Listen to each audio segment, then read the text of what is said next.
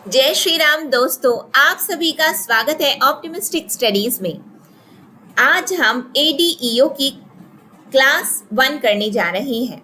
जैसा कि आप सभी जानते हैं कि एडीईओ भर्ती परीक्षा के लिए विज्ञापन जारी हो चुका है, जो कि आपका 16 जनवरी को ही जारी हो गया था। आज हम एडीईओ की पहली क्लास करने जा रहे हैं।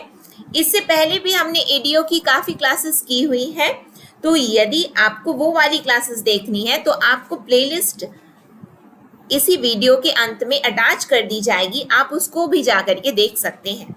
साथ में आज की जो क्लास है हमारी वो है महात्मा गांधी राष्ट्रीय ग्रामीण रोजगार गारंटी योजना एमजी नरेगा पर। तो चलिए हम आज की क्लास को स्टार्ट करेंगे। क्लास को स्टार्ट करने से पहले यदि आप चैनल में पहली बार आए हैं तो चैनल को सब्सक्राइब कर लीजिएगा, साथ में बेल नोटिफिकेशन को ऑन रखिएगा, जिससे हम जो भी वीडियो डालें तो आप तक पहुंचती रहे। सेशन यदि आपको अच्छा लगे तो लाइक ज़रूर करिएगा, ज़्यादा से ज़्यादा लोगों तक वीडियो को शेयर करिएगा, जिससे ज़्यादा से ज़्यादा लोगों तक ये वीडियो पहुंच सके और वो भी इसका लाभ ले सके। यदि हम एडीईओ की बात करें तो इसके लिए जो ऑथेंटिक सोर्स है जो कि आप लोगों को फॉलो करना है वो है आपका पंचायत एवं ग्रामीण विकास विभाग, क्योंकि आपका जो नोटिफिकेशन यानी कि इस भर्ती परीक्षा हेतु जो विज्ञापन जारी हुआ है वो भी आपका पंचायत एवं ग्रामीण विकास विभाग के अंतर्गत जारी हुआ है। क्यों? क्योंकि ये जो एडीईओ की जो परीक्षा है यानी कि सहायक विकास विस्तार अधिकारी की जो ये परीक्षा है ये इसी विभाग के अंतर्गत आती है। तो आप सभी इससे अवगत तो होंगे ही। तो और जो भी आपको चीजें पढ़नी है तो उसके लिए आप रिलाई किस में करेंगे, तो इसी विभाग के जो भी डेटा है उस पर आप रिलाई करेंगे, क्योंकि ये इन्हीं के द्वारा जारी किया गया है। यदि हम विभागीय कार्य की बात करें तो इसके अंतर्गत आप सभी देख पा रहे हैं कि ग्रामीण विकास विभाग के कार्य यहाँ बताए गए हैं।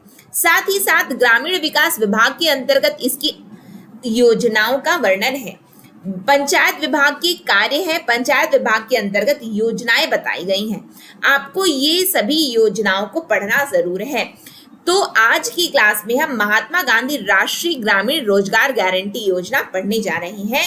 तो चलिए हम आज की क्लास को अपने स्टार्ट करते हैं। आई होप आप लोगों को सभी चीजें समझ में आ गई होंगी। तो यदि हम एमजी नरेगा की बात करें तो ये हमारे देश के एमजी नरेगा हमारे देश के ग्रामीण क्षेत्रों में निवासरत परिवारों की आजीविका को सुरक्षा प्रदान करने हेतु महात्मा गांधी राष्ट्रीय ग्रामीण रोजगार गारंटी अधिनियम 2005 के अंतर्गत जारी किया गया था। ये आपको याद रखना है। क्या याद रखना है कि जो एमजी नरेगा है, पहली बात तो हमें इसका फुल फॉर्म भी पता होना चाहिए। महात्मा गांधी राष्ट्रीय ग्रामीण रोजगार गारंटी अधिनियम है। ये कब आया? हमारे जो प्रश्न बनेंगे वो है कि ये अधिनियम किस वर्ष आया, तो ये अधिनियम हमारा 2005 में आया। लेकिन जारी कब किया गया, तो ये जारी किया गया है 7 सितंबर 2005 को ये जारी किया गया। क्यों जारी किया गया है, तो ये हमारे देश के ग्रामीण क्षेत्रों में जो परिवार निवास करते हैं तो उनकी आजीविका को ये सुरक्षित करना चाहते हैं। क्या करना चाहते हैं? सुरक्षित करना चाहते हैं आजीविका को, इसलिए ये अधिनियम लेकर के आई है सरकार। ठीक है। फिर ये जो आपका एमजी नरेगा है इसकी धारा 4 के अनुच्छेद 1 के अंतर्गत क्या किया गया है? राज्य में यानी कि छत्तीसगढ़ राज्य में 2 फरवरी 2006 से एमजी नरेगा छत्तीसगढ़ में प्रारंभ किया गया। एक बार और देख लेते हैं इसको, है ना। सबसे पहले तो हमें ये याद रखना है कि भारत में कब जारी हुआ, तो ये भारत में 7 सितंबर 2005 में जारी हुआ है। कहाँ? भारत में। छत्तीसगढ़ में कब ये लागू हुआ, कब प्रारंभ हुआ, तो ये 2 फरवरी 2006 में ये छत्तीसगढ़ में आ गया। क्लियर है, इतनी बातें समझ में आई। लेकिन छत्तीसगढ़ में ये जारी हुआ, ये एक अधिनियम है, ये एक एक्ट है। एक्ट के अंतर्गत हमारी क्या होती है, हमारे आर्टिकल्स होते हैं। ठीक है, अब वो जो हमारी जो आर्टिकल्स है, जो हमारे अधिनियम है, अधिनियम के अंतर्गत जो हमारी धाराएं हैं, तो किस धारा के अंतर्गत ये आया है छत्तीसगढ़ में, तो 4(1) के अंतर्गत आया है। ये जितनी भी धाराएं हैं हमने अपने जो एडीओ की हमारी जो पहले क्लासेस हुई थी उसके अंतर्गत हमने विस्तृत रूप से इसकी चर्चा की है, तो आप उसको जाकर के जरूर से देखिएगा। ठीक है, चलिए हम आगे बढ़ते हैं। हमें 2 डेट हमें याद रखनी है, आप फिर कभी भी मैं आपसे पूछ लूंगी कौन कौन सी वो डेट है। देख लीजिए फिर से, 7 सितंबर 2005 एवं 2 फरवरी 2006, 7-2। ठीक है, इधर डेट याद रखिएगा, 7-2 सितंबर फरवरी, और ये 5-6, 5-6 तो याद ही रहेगा आपको। सितंबर फरवरी, फरवरी के लिए तो कोई टेंशन नहीं है। फरवरी के लिए क्यों टेंशन नहीं है भाई, दूसरा महीना है ये। सितंबर के लिए याद रखिएगा कि ये 7 सितंबर है। ठीक है, चलिए आगे बढ़ जाते हैं हम लोग। तो छत्तीसगढ़ में ये 2 फरवरी 2006 में तो आया, लेकिन ये चरणबद्ध तरीके से ये छत्तीसगढ़ में आया है। किस तरीके से ये चरणबद्ध तरीके से आया है, तो प्रथम चरण में ये 11 जिलों में लागू हुआ है। और वो कौन कौन से 11 जिले थे, क्योंकि एग्जाम में हमसे पूछा जा सकता है कि प्रथम चरण में किन किन जिलों में, आपके ऑप्शन दिए रहेंगे, किन जिलों में एमजी नरेगा जारी किया गया। तो एमजी नरेगा जो प्रथम चरण में 11 जिलों में जारी किया गया है वो है बस्तर, बिलासपुर, दंतेवाड़ा, धमतरी, जशपुर, कांकेर, कबीरधाम, कोरिया, रायगढ़, राजनांदगांव एवं सरगुजा। अल्फाबेटिकल ऑर्डर में है। इंग्लिश में यदि आप देखें तो बस्तर, बिलासपुर, बस्तर, बिलासपुर, बी से हो गया हमारा, दंतेवाड़ा, धमतरी, अल्फाबेटिकल ऑर्डर में ही आपको याद करना है। ठीक है, then Jashpur, then Kanker, Kabirdham, Korea, Raigarh, Rajnandgaon, then Surguja. ठीक है, तो हमने B, D, J, K, R, S, B, D, J, K, R, S, B से 2, डी से 2, जे से 1, के से 3, आर से 2, एस से 1, 2 2 1 3 2 1, 1 2 3 पीछे से तो ऐसे आएंगे 1 2 3, फिर उसके बाद 1 2 है, लास्ट वाला भी 2 है, 3 नहीं है, 1 2 3 1 2 3। और ये क्या है, B D J K R S. ये आपको याद करने के लिए बहुत ही आसान पड़ेगा। बी डी जे, क्योंकि वो तो आप याद करेंगे, जिला आप लोगों ने अभी आपने पीएससी की परीक्षा दी थी तो आप लोगों ने याद किया ही होगा छत्तीसगढ़ के जिले। तो B D J K R S. ठीक है, साथ में बोलिए। आपको केवल बस सुनना नहीं है कि हम बस ऐसे ही सुन रहे हैं और फिर बोल नहीं रहे। आप यदि आप अपना समय इस पर, इस वीडियो पे दे रहे हैं तो वो समय आपका फ्रूटफुल होना चाहिए। ये नहीं कि हम वेस्ट कर रहे हैं अपने समय को। ठीक है, B D J K R S हमने कैसे याद किया, पीछे से 1 2 3 देन 1 2 2। ठीक है, चलिए आगे बढ़ जाते हैं। अभी आप लोगों को लास्ट में इसका रिवीजन भी करना है। चलिए आगे देखिए हम लोग। जो प्रथम चरण तो हो गया, प्रथम चरण के अंतर्गत 11 जिले थे और 2 फरवरी 2006 में आया। लेकिन द्वितीय चरण में दिनांक 1 अप्रैल 2007 में ये 4 जिलों में आया। कौन कौन से वो 4 जिले थे, तो रायपुर हो गया आपका, जांजगीर चांपा हो गया आपका, कोरबा हो गया और महासमुंद हो गया। ठीक है, कौन कौन से, रायपुर, जांजगीर चांपा, कोरबा और महासमुंद।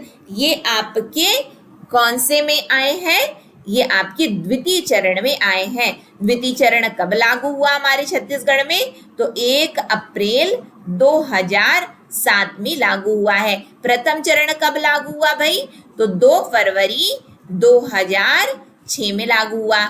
ये अधिनियम आया कब था? तो ये अधिनियम हमारा 7 सितंबर को आया था। कौन से वर्ष आया था? तो 2005 में आया था। ठीक है, जो ये हमारा तृतीय चरण में जो ये लागू हुआ है, तो वो कब लागू हुआ? तो तृतीय चरण में ये राज्य के समस्त जिलों में ये योजना प्रभावशील हो गई। लेकिन ये तृतीय चरण आया कब? तो ये तृतीय चरण हमारा आया है 1 वर्ष बाद, यानी कि 1 अप्रैल 2008 में आया है। हमें ये डेट्स अपनी याद रखनी है। पहले में 11, दूसरे में 4, तृतीय में सभी जिलों में लागू हुआ है। कब आया ये अधिनियम? आया कब भारत में? 7 सितंबर 2005 को। छत्तीसगढ़ में कब आया? तो 2 फरवरी 2006 में। जब छत्तीसगढ़ में आया 2 फरवरी 2006 में, तो प्रथम चरण में इसको लागू किया गया। प्रथम चरण में 11 जिलों में इसे लागू किया गया था। वो जिले कौन से हैं? तो हमने 1, 2, 3 पढ़ा, 1, 2, 2 पढ़ा। ठीक है, फिर हमने क्या पढ़ा था? BDJKRS हमने पढ़ा था। ठीक है, बी से हमने कौन कौन से जिले पढ़े? डी से क्या पढ़ा? जे से, KRS से हमने क्या पढ़ा? रिवीजन के बिना आपको याद नहीं होने वाला है, याद रखिएगा। ठीक है, द्वितीय में रायपुर, जांजगीर चांपा, कोरबा और महासमुंद है। अटेंटिव क्लास होनी चाहिए। मैं केवल पढ़ दूं, आप केवल सुन लें, तो आप तो अपने से भी कर सकते हैं। मैंने आपको क्योंकि सोर्स तो बताया हुआ है, अभी स्किप कर जाइए। यदि आप ध्यान से नहीं पढ़ रहे हैं तो अभी स्किप कर दीजिए इस वीडियो को। कोई ज़रूरत नहीं है आपको अपना समय वेस्ट करने की। आपको याद कर, मेरा जो उद्देश्य है वो ये है, यदि आप अपना समय दे रहे हैं तो आपको याद होना चाहिए, जो कि आपके एग्जाम में वो दिखाई देना चाहिए आपको। ठीक है, आगे बढ़ते हैं हम लोग। इसका उद्देश्य क्या था? लागू तो कर दिया गया, लेकिन आखिर आया क्यों? तो हमने शुरू में ही देखा कि जो ग्रामीण क्षेत्रों में जो भारत की जनता निवास कर रही है, तो उनकी आजीविका को सुरक्षित करने के लिए ये योजना लाई गई थी। वास्तविक रूप से यदि हम देखें तो इसके जो विभिन्न जो हमारे उद्देश्य है उसकी हमें स्टडी करनी है। तो इस अधिनियम के अंतर्गत ग्रामीण क्षेत्र के परिवारों को एक वित्तीय वर्ष, कितना वित्तीय वर्ष? तो 1 वित्तीय वर्ष में 100 दिवस का वयस्क सदस्यों को अकुशल मानव श्रम रोजगार सुनिश्चित करना एवं स्थायी परिसंपत्तियों का सृजन करना है। ये आपके ऑब्जेक्टिव में पूछा जा सकता है। क्या पूछा जा सकता है? पहले ध्यान दीजिए, कितने वित्तीय वर्षों के लिए? तो 1 वित्तीय वर्षों के लिए। कितने दिन के लिए? तो 100 दिन के लिए। किसको? तो परिवार के वयस्क सदस्यों को। क्या? तो अकुशल मानव श्रम रोजगार। समझ में आया? और क्या? तो स्थायी परिसंपत्तियों का सृजन। पूरा नहीं पढ़ना है हमने शुरू में पढ़ा कि ये ग्रामीण क्षेत्रों में निवास कर रहे लोगों के लिए आजीविका को सुरक्षित करता है। लेकिन कितने वर्ष, कितना सुनिश्चित करेंगे ये? तो 1 वित्तीय वर्ष के लिए सुनिश्चित कर देंगे, 1 फाइनेंशियल ईयर। ठीक है, उस 1 फाइनेंशियल ईयर में 1 वित्तीय वर्ष के अंतर्गत कितना दिन है भाई? तो 100 दिन है। किसको? तो फैमिली के एडल्ट्स को। क्या दे रहे हैं? तो ये अकुशल मानव श्रम दे रहे हैं। क्या दे रहे हैं? इनफॉर्मल दे रहे हैं, अकुशल है ये। ठीक है, और स्थायी परिसंपत्तियों का सृजन करवा रही है। क्लियर है? आगे बढ़ जाइए। तो हुआ, ठीक है, बढ़िया है। छत्तीसगढ़ में फिर क्या है? तो छत्तीसगढ़ राज्य में MG नरेगा के अंतर्गत 100 दिवस से बढ़ाकर 150 दिवस रोजगार प्रदान किया जा रहा है। हमारे छत्तीसगढ़ में कितने दिन का है? तो हमारे छत्तीसगढ़ में 150 दिन का है। अतिरिक्त जो 50 दिवस पर होने वाला व्यय है, यानी कि खर्च है, वो राज्य शासन द्वारा वहन किया जा रहा है। क्या बोला गया कि भारत सरकार तो 100 दिन की बात करती है, तो भाई छत्तीसगढ़ में ये जो 50 का डिफरेंस है तो कौन खर्च उठाए? तो ये छत्तीसगढ़ राज्य इसका खर्च उठाएगा। क्लियर है? समझ में आ गया? चलिए फिर आगे बढ़ जाते हैं हम लोग। याद रखना है अपने को सब कुछ, ठीक है। फिर किसी भी ऐसे ग्रामीण परिवार के वयस्क सदस्य से जो अकुशल शारीरिक श्रम करने को तैयार है, ये नहीं जबरदस्ती पकड़ के लेके जाएंगे, नहीं भाई, तो जो तैयार है तो उनके द्वारा क्या किया जाएगा? उनके द्वारा आवेदन किए जाने के 15 दिवस के भीतर रोजगार मुहैया कराए जाने की गारंटी लागू होती है। देखिए, किसी को जबरदस्ती आप कुछ भी काम नहीं करवा सकते हैं, है ना। तो यदि कोई इच्छित है तो ये लेकर के जाएंगे, तो लेकर के कहीं भी लेके चले जाएंगे और बोलेंगे नहीं तुम काम करो, नहीं। ये जो भी इच्छित है वो क्या करेंगे? आवेदन देंगे। आवेदन जब देंगे तो आवेदन करने के 15 दिवस के भीतर ये रोजगार की गारंटी लागू हो जाती है। ठीक है, आगे फिर क्या बताया गया? काम की मांग करने वाले आवेदक को 15 दिवस के भीतर कार्य उपलब्ध यदि नहीं हो रहा है तो क्या होगा भाई? कि घर में बैठो, नहीं है तुम्हारे लिए काम, नहीं। यदि आपने आवेदन दिया है और यदि ये 15 दिनों के भीतर रोजगार आपको उपलब्ध नहीं करवा पाएंगे तो ये आपको बेरोजगारी भत्ता भी प्रदान करेंगे। याद रहेगा ये बात? फिर आगे देखिए, बेरोजगारी भत्ता जो है वो प्रथम 30 दिवस हेतु न्यूनतम मजदूरी दर का 1/4 होता है और 30 दिवस के उपरांत न्यूनतम मजदूरी दर का आधा होता है। यानी कि बेरोजगारी भत्ता तो दे रहे हो, ठीक है, लेकिन कैसे दे रहे हो, क्या दे रहे हो, वो भी तो हमें पता होना चाहिए ना।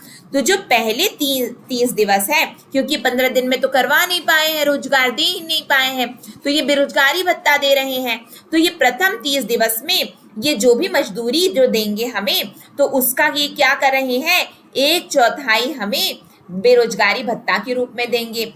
और ये फिर यदि रोजगार दे दिए तो ठीक, और यदि और नहीं दे पा रहे हैं, आगे भी हमें रोजगार नहीं दिए क्योंकि हमने तो आवेदन किया था, तो यदि ये नहीं देंगे तो 30 दिवस के उपरांत अब ये हमको न्यूनतम मजदूरी दर का अब आधा देंगे हमको। आधा क्या देंगे हमको? बेरोजगारी भत्ता देने वाले हैं। ठीक है, आगे पढ़िए। आगे इसमें क्या बताया गया है? इस हेतु राज्य द्वारा महात्मा गांधी राष्ट्रीय ग्रामीण रोजगार बेरोजगारी भत्ता नियम 2013 का छत्तीसगढ़ राज्य पत्र में प्रकाशन किया गया है। ऐसे ही कोई काम नहीं हो रहा है, तो फिर कैसे काम हो रहा है? ये काम हो रहा है किस तरीके से? बिल्कुल छत्तीसगढ़ राज्य के द्वारा इसके लिए नियम लाया गया है। वो नियम क्या है? तो वो नियम है आपका महात्मा गांधी राष्ट्रीय ग्रामीण रोजगार बेरोजगारी भत्ता नियम 2013। नियम के अंतर्गत काम कर रही हैं कि यदि हम आपको नहीं दे पाए तो फिर आप ना ऐसा करना कि पहले 30 दिवस में हम आपको 1/4 बेरोजगारी भत्ता देंगे। 1/4 क्या चीज का? तो न्यूनतम मजदूरी दर का। फिर यदि हम और नहीं करवा पाए तो अगले 30 दिवस के, यानी कि जो 30 दिवस फिर बीत जाएं तो उसके बाद हम आपको आधा देने लग जाएंगे। क्या देने लग जाएंगे? बेरोजगारी भत्ता देने लग जाएंगे। तो आपसे पूछा जा सकता है कि ये जो बेरोजगारी भत्ता प्रदान किया जा रहा है एमजी नरेगा के अंतर्गत छत्तीसगढ़ राज्य में, तो किस नियम के अंतर्गत प्रदान किया जा रहा है? तो ये महात्मा गांधी राष्ट्रीय ग्रामीण रोजगार बेरोजगारी भत्ता नियम 2013 के अंतर्गत प्रदान किया जा रहा है। ठीक है, याद रहेगा। चलिए आगे देख लेते हैं हम लोग। योजना के अंतर्गत मजदूरी का आधार बेस्ड भुगतान किया जाता है। क्या बताया जा रहा है? योजना के अंतर्गत मजदूरी का आधार बेस्ड भुगतान किया जाता है। फिर आगे क्या बताया गया है? योजना के अंतर्गत वर्तमान में अभी कितने रुपए? तो 243 प्रति दिवस मजदूरी दर भारत सरकार द्वारा निर्धारित किया गया है। भारत सरकार कितना निर्धारित की है भाई इसके अंतर्गत? तो भारत, आपको याद रखना है कि भारत सरकार ने एमजी नरेगा के अंतर्गत 243 प्रति दिवस मजदूरी दर निर्धारित की है। कितना रुपए? 243 रुपीज प्रति दिवस, ठीक है, यानी कि डेली है ये, ठीक। योजना के अंतर्गत ग्राम पंचायत स्तर पर मजदूरी एवं सामग्री का 60:40 के अनुपात में राशि व्यय का प्रावधान है। कुल व्यय का 60% कृषि एवं संबंधित गतिविधि में किए जाने का प्रावधान है। देखिए, ये जो कोई भी अधिनियम लाया जाता है उसमें कुछ प्रतिशत केंद्र सरकार देती है, कुछ प्रतिशत राज्य सरकार देती है। एमजी नरेगा के लिए जो ये प्रतिशत का विभाजन किया गया है वो 60:40 है। क्या है उसका रेशियो? क्या है? 60:40। इट मीन्स जो भी आपका खर्च आएगा 60% केंद्र सरकार एंड 40% राज्य सरकार उसके लिए खर्च करने वाली है। साथ में जो कुल व्यय है उसका 60% कृषि एवं संबंधित गतिविधि में किए जाने का प्रावधान है। जो खर्च करोगे 60% कृषि में करने वाले हो आप, खर्च तो कर रहे हो, खर्च करने का 60% आपको कृषि में खर्च करना है, इसका भी प्रावधान इसके अंतर्गत बताया गया है। ये हमने देख लिया उद्देश्य यदि सामान्य रूप से देखें तो ग्रामीण क्षेत्रों में निवास कर रहे लोगों की आजीविका को सुरक्षित करने के लिए अधिनियम तो लाया गया है, लेकिन क्या क्या प्रावधान है इसके अंतर्गत उसको हमने अभी देखा है। आगे बढ़ जाते हैं हम। पारदर्शिता एवं उत्तरदायित्व। तो पारदर्शिता एवं उत्तरदायित्व के अंतर्गत इसमें बताया गया है कि भारत सरकार के निर्देशानुसार पारदर्शिता सुनिश्चित करने हेतु राज्य में पृथक से सामाजिक अंकेक्षण इकाई का गठन किया गया है। अलग से क्या किया गया है भाई? तो सामाजिक अंकेक्षण इकाई, सोशल ऑडिट यूनिट बनाया गया है।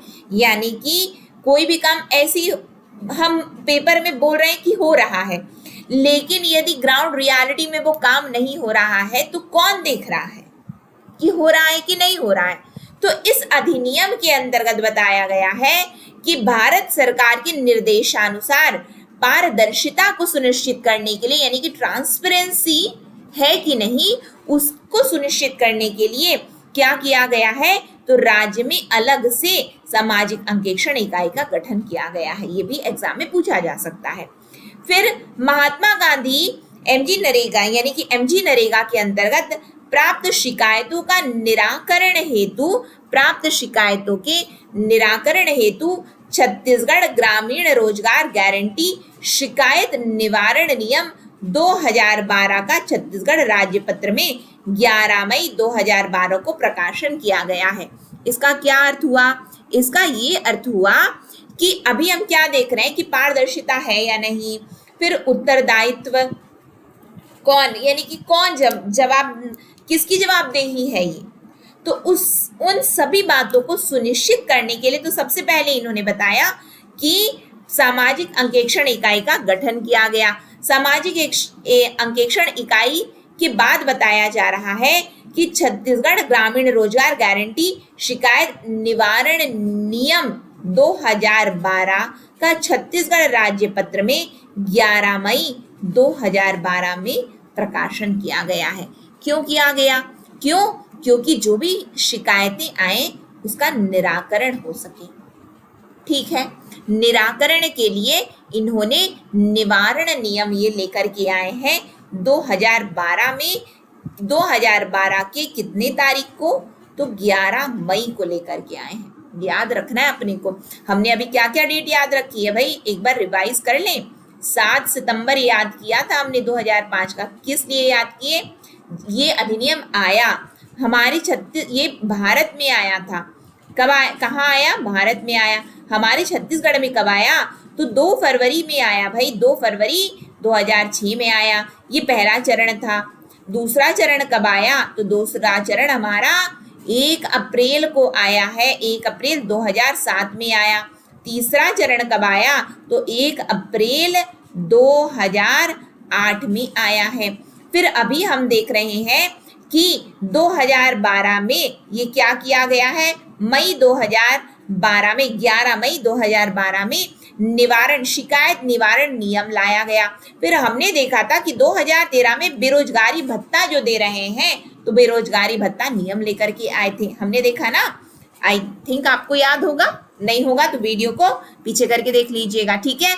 ये याद रखना है अपने को। आगे बढ़ जाते हैं हम लोग। शिकायतों के तत्काल निपटारे के लिए राज्य एवं जिला स्तर पर हेल्पलाइन टोल फ्री नंबर, ये नंबर देख लीजिए 1800-233-2425 ये एवं 0771-2960317 की व्यवस्था की गई है। एग्जाम में पूछा जा सकता है आपसे, ठीक है, ऐसे क्वेश्चन आते हैं एग्जाम में कि टोल फ्री नंबर, आपको नंबर दे दिया रहेगा, आपको बताना है कि कौन सा नंबर सही है।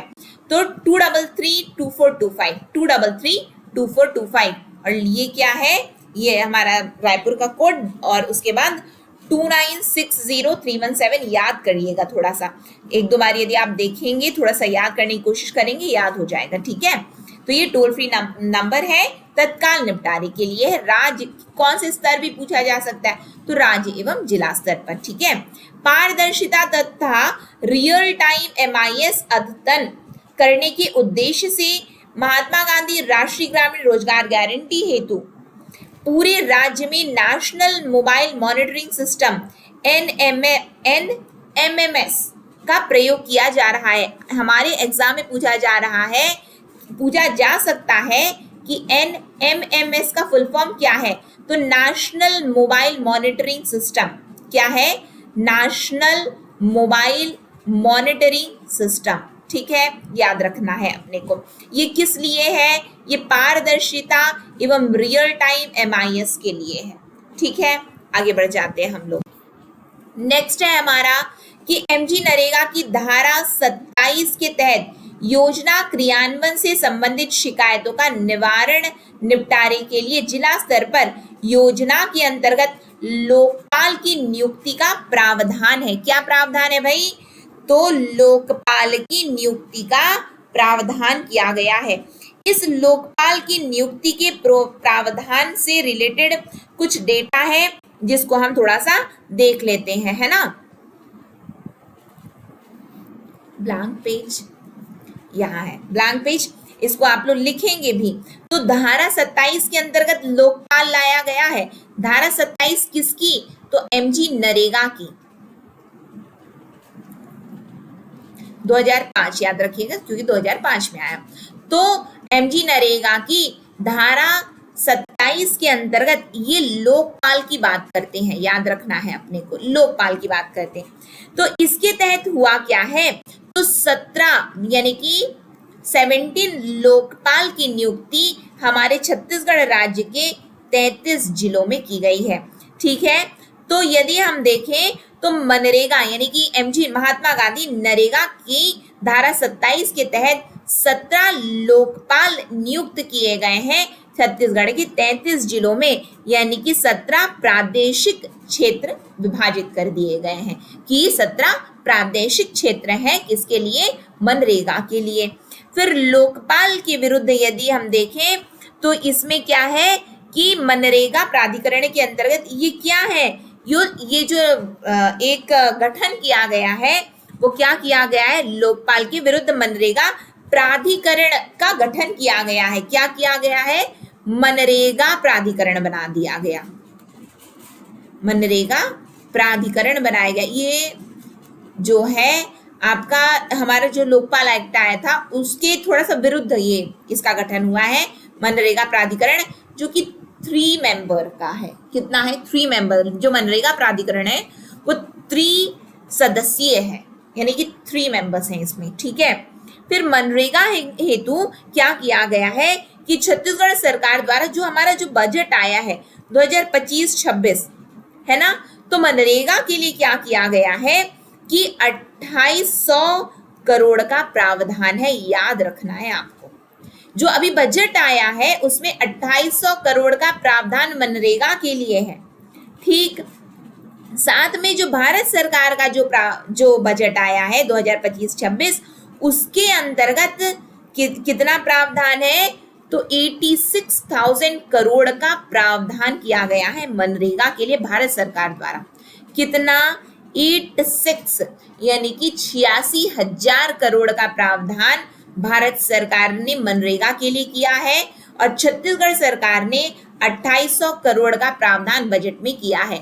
इन सभी चीजों को याद रखिएगा। पूछा जा सकता है लोकपाल का गठन मनरेगा की किस धारा के अंतर्गत किया जाता है? तो 27 धारा 27 के अंतर्गत किया जाता है लोकपाल का गठन। लोकपाल जो है, कितने लोकपाल छत्तीसगढ़ में नियुक्त हैं? तो 17 लोकपालों की नियुक्ति की गई है। तो 17 लोकपालों की नियुक्ति छत्तीसगढ़ के 33 जिलों में की गई है, अर्थात छत्तीसगढ़ को 17 प्रादेशिक क्षेत्रों में विभाजित किया गया है। फिर उसके बाद यदि हम देखें तो लोकपाल एक्ट के विरुद्ध इन्होंने क्या किया है कि मनरेगा प्राधिकरण लेकर के आए हैं, जो कि त्रिसदस्यीय प्राधिकरण है। ठीक है।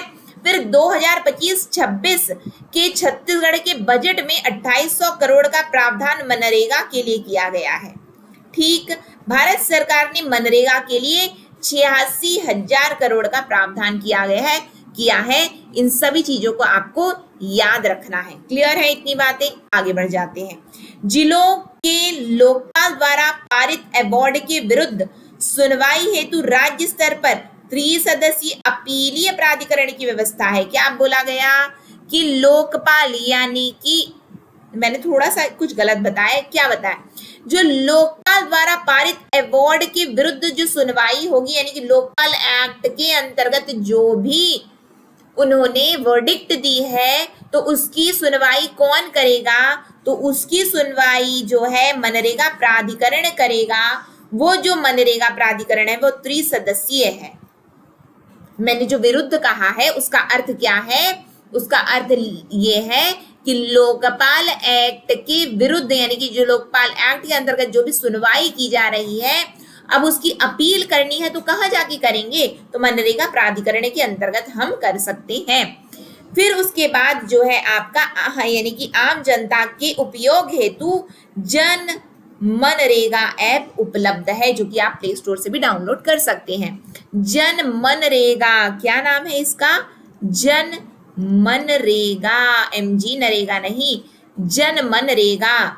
जन मनरेगा ये आपके एग्जाम में पूछा जा सकता है कि आम जन के उपयोग हेतु किस ऐप को लॉन्च किया गया है मनरेगा के अंतर्गत? तो जन मनरेगा को लाया गया है। ठीक है। तो ये हमने आपका ऑथेंटिक डेटा के साथ पढ़ा है। कहाँ से पढ़ा? मैंने आपको शुरू में ही बताया है। यदि आप बाद में वीडियो यानी कि शुरू से नहीं देख रहे हैं तो शुरू से वीडियो को जरूर से देखिएगा। ये आपका क्लस्टर फेस्टिवल प्रोजेक्ट लाया गया है। ये हम इसके बारे में हम विस्तृत जो चर्चा है अपने नेक्स्ट सेशन में करेंगे। ठीक है। आई होप आपको ये क्लास अच्छी लगी हो। क्लास यदि अच्छी लगी हो तो ज्यादा से ज्यादा लोगों तक वीडियो को शेयर जरूर करिएगा। ठीक है। नेक्स्ट सेशन में हम मिलेंगे। नेक्स्ट सेशन में जो है हम आपका क्या करने जा रहे हैं उसके बारे में थोड़ी सी चर्चा कर लेते हैं कि नेक्स्ट सेशन में हम पढ़ने क्या वाले हैं। तो नेक्स्ट सेशन में हम, एक मिनट है ना, नेक्स्ट सेशन में हम आपका प्रशासकीय प्रतिवेदन हम पढ़ेंगे। प्रशासकीय प्रतिवेदन के अंतर्गत ये आपके पास होगा, यदि नहीं होगा तो ऑप्टिमिस्टिक स्टडीज के ऐप में आप जाकर के डाउनलोड कर सकते हैं। सुन लीजिए पहले, बाद में फिर हम और चर्चा करेंगे। तो ये आपका बहुत ही अच्छी इसमें जानकारी दी गई है प्रशासकीय प्रतिवेदन के अंतर्गत। थोड़ा सा बड़ा कर दे रही हूँ, है ना, प्रशासकीय प्रतिवेदन 2025-26। तो इसमें विस्तृत रूप से बताया गया है, हर चीज को बताया गया है। तो हम इसको नेक्स्ट सेशन में अपने पढ़ेंगे। नेक्स्ट सेशन में जरूर से अटेंड करिएगा और ज्यादा से ज्यादा लोगों तक सेशन को जरूर शेयर करिएगा। चैनल को अब तक सब्सक्राइब नहीं किया तो सब्सक्राइब कर लीजिए, बेल नोटिफिकेशन को ऑन रखिए। ठीक है। नेक्स्ट सेशन में हम आपसे मिलेंगे। आपने अपना समय दिया उसके लिए आपका बहुत बहुत धन्यवाद। आप सभी को जय श्री राम।